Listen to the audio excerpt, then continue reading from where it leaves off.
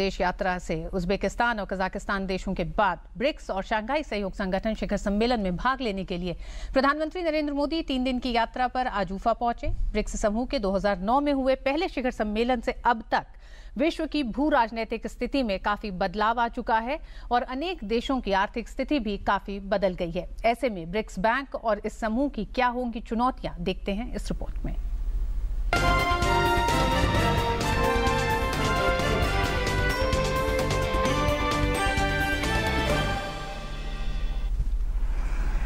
मध्य Asia के 2 देशों की यात्रा खत्म करने के बाद प्रधानमंत्री नरेंद्र मोदी अपनी 8 दिन की यात्रा के सबसे अहम पड़ाव रूस के उफा शहर में हैं, जहां वो ब्रिक्स और शंघाई सहयोग संगठन शिखर सम्मेलनों में हिस्सा लेंगे। उफा पहुंचने पर पीएम का पारंपरिक तौर पर स्वागत किया गया।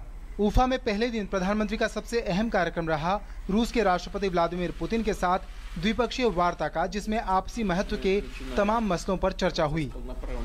मेरा और मेरी टीम का बहुत ही गर्मजोशी से आपने स्वागत किया, सम्मान किया और 2009 में आपने जिस यात्रा का प्रारंभ किया था, ब्रिक्स आज 2015 में फिर से एक बार आपके नेतृत्व में आगे बढ़ रही है। मेरी दृष्टि से एक अत्यंत महत्वपूर्ण अवसर है ये।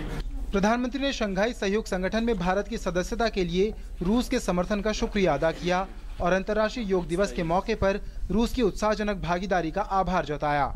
अंतर्राष्ट्रीय योगा दिवस 21 जून को आपने जो को स्पॉन्सर तो बने, लेकिन पूरे रशिया ने जिस प्रकार से अंतर्राष्ट्रीय योगा डे को मनाया, और मैं मानता हूँ कि शायद इतनी बड़ी मात्रा में, इतने सभी शहरों में, सभी टाइम जोन में, सभी स्टेट्स में जिस उमंग और उत्साह के साथ योगा डे मनाया, इसके लिए मैं आपका बहुत आभारी हूँ।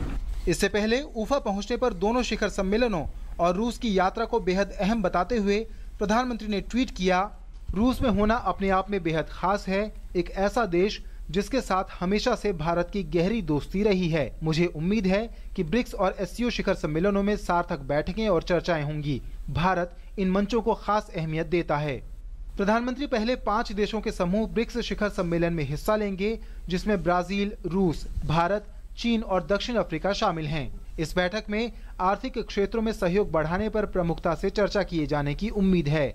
इसी सम्मेलन में ब्रिक्स विकास बैंक को आगे प्रभावी तरीके से बढ़ाने पर भी चर्चा हो सकती है, जिसके पहले प्रमुख जाने माने भारतीय बैंकर केवी कामत हैं। We find that a loan proposal takes 2.5 years to be processed by these institutions. The question that we could ask is, why can it not be done in 6 months? So these are the sort of questions that we will like to raise and address as we go along. BRICS summit में इस बार new global economic order की काफी चर्चा रहेगी। कैसे जो नया बैंकिंग सिस्टम अराइज हो रहा है, वो कैसे इस पूरे दुनिया में जो बैंकिंग सिस्टम और इंफ्रास्ट्रक्चर डेवलपमेंट नीड्स कैसे पूरी करेगा। प्रधानमंत्री इस दौरान ब्रिक्स देशों के नेताओं से व्यक्तिगत रूप से मिलेंगे और कारोबारी प्रमुखों के साथ विभिन्न चर्चाओं में हिस्सा लेंगे। रूस में भारत के राजदूत PS राघवन ने ब्रिक्स सम्मेलन को बेहद अहम बताते हुए कहा कि इसमें आर्थिक, राजनीतिक और सुरक्षा संबंधी चुनौतियों पर चर्चा की जाएगी। It's been the practice for BRICS to discuss major political and economic issues and major global developments. Terrorism certainly is one of them. देखना ये होगा कि कैसे ये दोनों जो समिट्स है, ये दोनों शिखर वार्ताएं हैं, ये कैसे दुनिया के सिक्योरिटी और इकोनॉमिक सिचुएशन को बदलती हैं। ब्रिक्स के बाद पीएम शंघाई सहयोग संगठन यानी SCO के 9 और 10 जुलाई को होने वाले शिखर सम्मेलन में हिस्सा लेंगे। उफा से गौतम रॉय, सुधीर यादव और सिद्धांत सिब्बल के साथ news night desk, DD news.